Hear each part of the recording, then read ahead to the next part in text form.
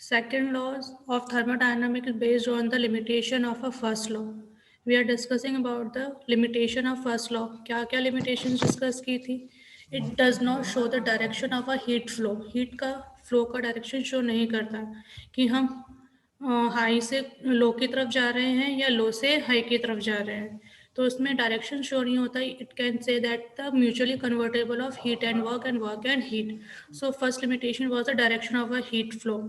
And second limitation क्या थी कि जब अगर फर्स्ट ऑफ थर्मोडायनामिक की बात करते हैं तो total amount of heat is converted into the total amount of work done. It से that the 100% conversion of heat into the 100% of conversion of work. तो आपका जो 100% कन्वर्जन होता है वो एक्चुअल में या बेसिकली आपका पॉसिबल नहीं होता जब हम एक्चुअल वर्किंग कंडीशन में आते हैं due to the mechanical part movement, क्योंकि फ्रिक्शन जनरेट होता है ड्यू टू द सराउंडिंग. वहाँ पे हीट लॉसेस होते ही होते हैं. So the 100% conversion in actual condition is not possible according to the natural conditions. तो फर्स्ट लॉ की आपकी ये जो लिमिटेशंस थी जिसके बेसिस पर आपका second law of thermodynamic generate हुआ. So we produce two statement for a second law of thermodynamic, क्योंकि दो लिमिटेशंस थे. दोनों लिमिटेशंस को सेटिस्फाई करने के लिए दो अलग अलग स्टेटमेंट जनरेट किए गए. तो एक स्टेटमेंट होता है आपका Kelvin Planck statement. Kelvin Planck statement कहता है it is impossible to for any device as heat engine that operate on a cycle to receive heat from a single reservoir and produce net amount of work. समझ में आया क्या लिखा है? Basically अगर मैं इसको एक्सप्लेन करती हूँ तो हम क्या बताते हैं कि हमारे पास एक सिस्टम है. ये हम सिस्टम और सराउंडिंग पढ़ के आ रहे हैं क्योंकि thermodynamic is based on this system. तो यहाँ पे अगर कोई सिस्टम होता है तो सिस्टम के पास दो सोर्स होते हैं. एक सोर्स होता है हाई टेम्परेचर का, तो उसको बोला जाता है सोर्स. जिसके पास हाई टेम्परेचर होगा वो क्या कहलाएगा टेक्निकल टर्म्स में, थर्मोडायनामिक की टर्म्स में, सोर्स. और जिसके पास लो टेम्परेचर होता है उस लो टेम्परेचर को हम बोलते हैं सिंक. क्या बोलेंगे हम? सिंक. इट मीन्स कोई भी सिस्टम होगा वो या तो सोर्स और सिंक के बीच में ही वर्क करेगा, या तो लो टेम्परेचर होगा या हाई टेम्परेचर होगा. हीट का फ्लो हमने लो से हाई या हाई से लो पढ़ा है ना according to first law. Yes ma'am. ठीक है. तो कैल्विन प्लैंक स्टेटमेंट ये कहता है कि अगर हम किसी सिस्टम को हाई टेम्परेचर से हीट देते हैं, यहाँ पर हम हीट दे रहे हैं, तो सिस्टम क्या करता है उसको वर्क डन में कन्वर्ट करता है. क्या करता है? उसको वर्क डन में कन्वर्ट करेगा. कैसे कन्वर्ट करता है ये हमने आईसी इंजन में पढ़ा था. कैसे हीट एनर्जी मैकेनिकल एनर्जी में कन्वर्ट हो रही थी हम पढ़ चुके हैं. Yes ma'am. लेकिन उसमें हमने ये भी पढ़ा था after the completion of a work done आपका जो वेस्ट अमाउंट ऑफ हीट होता है उसको हम क्या करते हैं एटमॉस्फेयर में रिजेक्ट करा देते हैं. रिजेक्ट कर देते करते हैं. तो ये हमारी क्या होगी? Yes, ma'am. एक्चुअल कंडीशन होगी. If we consider a thermodynamic system which is work between the source and sink, तो उसमें क्या होगा? हाई टेम्परेचर सोर्स क्या करेगा? अपनी हीट देगा. वो कुछ अमाउंट ऑफ हीट को सारी हीट को लेता है and converted into the work done. Rest amount of heat is rejected to the atmosphere in wastage. ये चीज क्लियर हो गई. कैल्विन प्लैंक स्टेटमेंट क्लियर हो गया. तो ये जो डायग्राम हमने बनाया है तो जितने भी हीट इंजन होंगे वो इसी डायग्राम पर वर्क करेंगे. ये चीज क्लियर है. Yes ma'am. लेकिन अगर मैं इसी को कंपेयर करूं किससे? हमारे फर्स्ट लॉ से. तो फर्स्ट लॉ क्या कहेगा कि हमारे पास अगर सोर्स है, सोर्स यहाँ पर बनाएंगे हम और बीच में हमारा सिस्टम डेवलप करेंगे. यहाँ पे आपका सिस्टम हो जाएगा. इस सिस्टम को आप क्या कर रहे हो? हीट देते हो, क्यू हीट देते हो और वो इक्वलेंट अमाउंट ऑफ वर्क में कन्वर्ट करता है. नीचे इसमें सिंक का कोई डायग्राम ड्रॉ नहीं होगा क्योंकि वो क्या कहता है कि 100% conversion is possible according to the first law of thermodynamic. तो फर्स्ट लॉ के लिए डायग्राम कैसा बनेगा? सिर्फ इतना सा बनेगा कि सोर्स है या सिंक है, जो भी टेम्परेचर आपके पास है उससे आपका सिस्टम हीट को लेगा और उसको किस में कन्वर्ट कर देगा? Equivalent amount of work done में कन्वर्ट कर देगा. और इट से that the 100% of conversion is possible in any machine. ये हो गया हमारा कौन सा लॉ?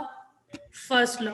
लेकिन इस लॉ की लिमिटेशंस थी कि क्योंकि हमारा कुछ ना कुछ अमाउंट ऑफ वेस्टेज होता है, सो दिस लिमिटेशंस को दूर करने के लिए हमने कौन सा स्टेटमेंट ड्राइव किया? कैल्विन प्लैंक स्टेटमेंट ड्राइव किया, जो किसके लिए बनाया गया? हीट इंजन के लिए बनाया गया. जो क्या कहता है कि अगर किसी सिस्टम को सोर्स से हीट दी जाती है तो वो उसको वर्क डन में तो कन्वर्ट करता है, but some amount of losses is there in rejected to the atmosphere. कुछ ना कुछ लॉसेस होते हैं जो कि एटमॉस्फेयर में रिजेक्ट कर दिए जाते हैं। ये स्टेटमेंट क्लियर हुआ?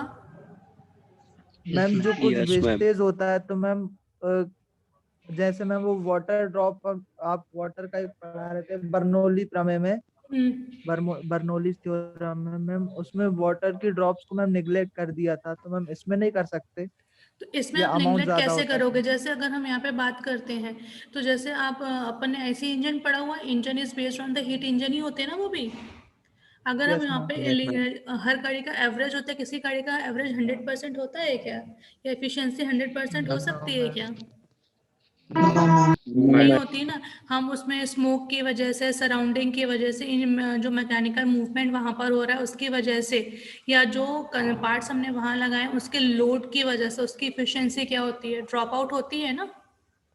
Yes ma'am. तो जैसा भी सिस्टम आप लगाओगे उसमें कुछ ना कुछ पार्ट्स तो लगाओगे, पार्ट्स लगाओगे, वो कहीं ना कहीं सराउंडिंग में या एटमॉस्फेयर में वर्क कर रहा होगा, तो ड्यू टू दिस कंडीशन आपका क्या होते हैं वहाँ पे? लॉसेस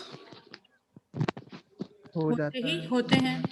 तो ये कहलाता है आपका कैल्विन प्लैंक स्टेटमेंट। देखो इसी चीज को मैंने यहाँ पे डायग्राम से भी बताया। According to the first law आपका क्या होगा? हीट सोर्स आपका देता है हीट इंजन को एनर्जी, जितनी हीट एनर्जी देता है उतना ही वर्क डन इक्विवेलेंट अमाउंट में कन्वर्ट हो जाता है। But in actual condition according to the Kelvin Planck, जब हम किसी सिस्टम को हीट देते हैं या हीट इंजन को हीट देते हैं तो कुछ amount of work done convert होता है और रेस्ट अमाउंट ऑफ आपका वेस्ट गैसेज में बाहर निकल जाता है सराउंडिंग में। तो ये कहलाता है आपका Kelvin Planck statement. Heat engine के लिए बनाया गया है कौन सा statement? Kelvin Planck statement. Clear होगी बात?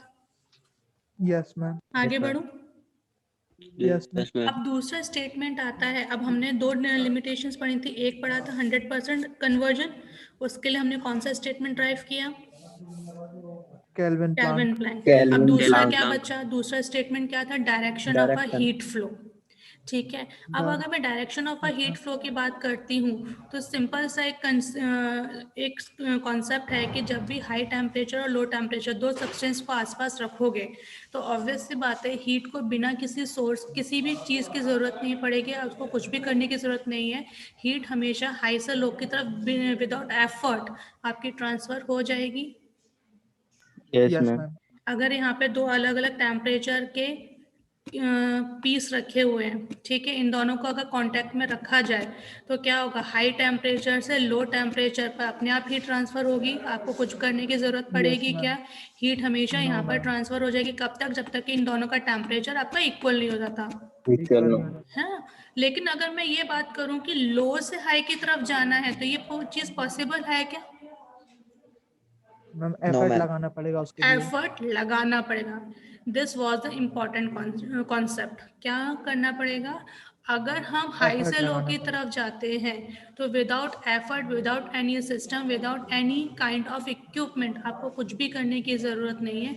इट हैपन्स, अपने आप ही हो जाएगा। मतलब इसको आपको करने के लिए किसी भी एफर्ट को लगाने की ज़रूरत नहीं है। ये एक बेसिक कॉन्सेप्ट है, ठीक है, एक नेचुरल फिनोमेना है। लेकिन अगर मैं यही बात करती हूँ, मुझे जाना है कहाँ से? लो से हाई की तरफ। अब सेम डायग्राम में ड्रॉ, किसका माइक ऑन है? जिसका भी माइक ऑन है वो ऑफ कर ले। किसका माइक ऑन है ये? ठीक है। अब डायग्राम तो सेम बनेगा क्योंकि हमारा थर्मोडायनेमिक सिस्टम है, तो thermodynamic system is work on source and sink. Sink. बीच में हमारा सिस्टम आता है। अब हाई से लो की तरफ Yes, वाला ma'am. तो हम बना चुके हैं, क्योंकि हाई से लो के लिए हमें कोई एफर्ट की जरूरत नहीं था, सिस्टम प्रोवाइड करना था, एक फ्लो, डायरेक्शन ऑफ फ्लो या दोनों के बीच में कांटेक्ट देना था। तो उसके बेसिस पर हमारा हीट इंजन तैयार हो गया। लेकिन अब मुझे क्या करना है? नीचे से ऊपर की तरफ जाना है। कहाँ से जाना है? लोअर टेम्परेचर से हायर टेम्परेचर की Higher तरफ। temperature. ठीक है। इसके लिए मुझे सिस्टम को वर्क डन इनपुट के फॉर्म में देना पड़ेगा। क्या देना पड़ेगा? इनपुट के फॉर्म में। अभी हमें आउटपुट के फॉर्म में वर्क डन मिल रहा था ना, क्योंकि हीट थी, हीट पिस्टन के ऊपर फोर्स डालती थी तो पिस्टन अपने आप मोशन करता था, आपको कुछ करने की जरूरत पड़ रही थी? No, ma'am. No, तो ma'am. आपको वर्क डन गेन हो रहा था, जिससे आपकी मैकेनिकल मूवमेंट होता था, व्हीकल्स मूव करते थे। लेकिन अगर मुझे लो से हाई की तरफ मूवमेंट कराना है हीट का, तो मुझे वर्क डन किसके फॉर्म में देना पड़ेगा? इनपुट के फॉर्म में Input देना के पड़ेगा। तो वो इंजन, या जब हम it is impossible to construct a device as a heat pump that operate in a cycle and produce no effect other than transferring a heat from lower temperature to higher temperature. ऐसा engine बनाना impossible है जो lower temperature से higher temperature की तरफ heat को without effort या without किसी वर्क डन इनपुट के आपकी हीट को लोअर से हायर की तरफ ट्रांसफर कर जाए। वो इंजन क्या होता है? उसको कहते हैं हम हीट पंप। उसको क्या कहेंगे हम? Heat pump. जो जिस Heat इस सिस्टम पे वर्क करता है ना, वो क्या कहलाता है? आपका हीट पंप। हीट पंप किस सिस्टम पे वर्क करेगा? वो लोअर से हीट को लेगा और कहाँ ट्रांसफर करेगा? हायर की तरफ। source इसका इजी एग्जांपल है आपका, जैसे अगर मैं बात करती हूँ आपका जो विंटर सीजन होता है, विंटर सीजन में सराउंडिंग टेम्परेचर आपका कम होता है Yes, ma'am. और आपको चाहिए क्या रहता है? हायर टेम्परेचर मेंटेन करना होता है, Yes, ma'am. है ना? तो हम क्या लगाते हैं? हीटर लगाते हैं। Yes, ma'am. हीटर क्या करता है? सराउंडिंग या लोअर टेम्परेचर को शक करता है। Yes, ma'am. हम उसको इलेक्ट्रिसिटी इनपुट के फॉर्म में देते हैं। Yes, उससे ma'am. रॉड आपकी गर्म होती है और वो जो इनपुट Yes, उसने ma'am. ठंडी हवा ली होती है, उसको वो किस में कन्वर्ट कर देती है? गर्म हवा। गर्म हवा में। और गर्म हवा कहाँ आ जाती है? रूम में आ जाती है। Yes, ma'am. Yes, ma'am. तो क्या हुआ आपका ये? वो Ma'am, lower से higher temperature. Temperature change. Lower से हायर की तरफ वर्क कर रहे हो। Yes, ma'am. Yes, ma'am. Difference समझ में आ रहा है? कॉन्सेप्ट समझ में आ रहा है? Yes Yes, Yes, ma'am. ma'am. Refrigerator, इसी में आपका फ्रिज भी आ जाएगा, जो लोअर टेम्परेचर Yes, पे ma'am. वर्क करता है। चीज़ें जो रूम टेम्परेचर पर होती हैं वो उसके अंदर रखी जाती हैं, तो उसमें से वो हाई टेम्परेचर वाली हीट को एब्जॉर्व करके उसको क्या करता है? ठंडा करता है और मेंटेन करता है, जबकि सराउंडिंग टेम्परेचर चाहे आपका कैसा भी हो। तो Yes, जब ma'am. हमारी रिवर्स Yes, प्रोसेस होती है, रिवर्स प्रोसेस में हमें क्या करना पड़ता है? वर्क डन इनपुट के फॉर्म में देना देना पड़ता है। पड़ेगा। बात समझ में आई? तो ये कौन Yes, सा ma'am. स्टेटमेंट Yes, कहलाएगा? ma'am. आपका क्लॉसियस Clausius स्टेटमेंट। statement. ठीक है, देखो हीट पंप क्या करेगा? लोअर से हीट लेगा, वर्क डन हमें देना पड़ेगा और हीट सप्लाई कर देगा वो कहाँ पर? ऊपर की तरफ। विदाउट एफर्ट आपका वर्क डन या एक्सटर्नल वर्क डन के ये चीज पॉसिबल नहीं होगी। नहीं है। बात समझ में आई? Yes, ma'am. Yes, ma'am. Yes, ma'am. Yes ma'am. तो ये चीज़ आपका बेसिक डिफरेंस क्या हो गया हीट इंजन और हीट पंप के बीच में, कि हीट पंप क्या करता है? हाई से लो की तरफ वर्क करता है और हीट पंप क्या करता है? आपके लो से हाई लो की से तरफ हाई वर्क की करता है। हाई की हीट तरफ। इंजन में वर्क डन आउटपुट के फॉर्म में मिलेगा, हीट पंप में इनपुट के फॉर्म में Input. देना पड़ेगा। देना पड़ेगा। अगर हमें आउटपुट के फॉर्म में मिल रहा है, it means work done is positive, और इसमें क्या हो जाएगा? वर्क डन नेगेटिव हो जाएगा। नेगेटिव। नेगेटिव। यही डिफरेंस आपके लिए बहुत है। यस लिख मैम। लिए सबने डिफरेंसेस? Yes sir. डिफरेंस लिखे कि नहीं लिखे?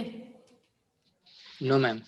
लिखो फिर। एक बार मैम मैम एक रिवीजन कर कर दीजिए। मैम, देखो, रिवाइज कर दीजिए। हाँ, डिफरेंस क्या होगा? Heat engine work between the higher temperature to lower temperature, और हीट पंप क्या करेगा? Low Lower work to higher. Between lower Lower temperature temperature to to higher. Higher temperature to temperature. Higher temperature. ठीक है, फिर क्या बताया? Yes. In heat engine work is given by the system, work done हमें given करता है system output के form में, जबकि हीट पंप में हमें इनपुट के फॉर्म में वर्क डन देना पड़ता है।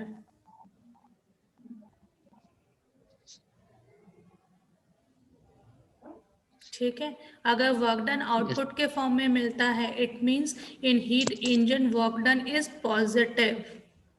हमने साइन कन्वर्जन पढ़ा था ना, तो वर्क डन क्या होता है? Yes, जब ma'am. मिलता है तो पॉजिटिव होता है, लेकिन हीट Positive. पंप में Positive. हमें वर्क डन इनपुट के फॉर्म में देना पड़ रहा है, तो इट इज देना पड़ रहा है नेगेटिव। Negative negative. Yes, बस ma'am. इतने 3 डिफरेंस याद कर लो। Yes ma'am. लास्ट है आपका third law of thermodynamic, the entropy of a perfect crystal is zero and when the temperature of a crystal is equal to absolute zero. अगर कोई system है जिसकी एंट्रोपी आपकी जीरो होती है, परफेक्ट सिस्टम, 0 डिग्री टेम्परेचर। कि कौन सी book लें उसकी डॉम की सब डोम कुंडवाल की फुटबॉल नहीं, डोम की तो कोई सी भी ले लो, उसमें बस सिलेबस पूरा होना चाहिए आपके यूनिट वाला, उससे कोई फर्क नहीं पड़ेगा।